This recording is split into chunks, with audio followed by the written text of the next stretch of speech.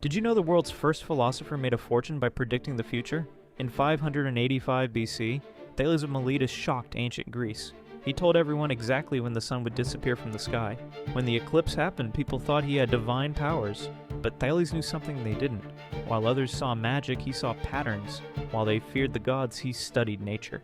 And then he did something brilliant. Thales used the same logical thinking to predict a massive olive harvest. But instead of just knowing it would happen, he acted on it. He quietly bought up every olive press in the region before anyone else realized what was coming. When the bumper harvest arrived, everyone needed his presses. He set his own prices and made a fortune. Thales proved a powerful truth. He said philosophy is useless unless it improves your life. The birth of Western thinking wasn't about sitting around wondering. It was about using wisdom to solve real problems. True philosophy doesn't just help you understand the universe, it helps you master your world.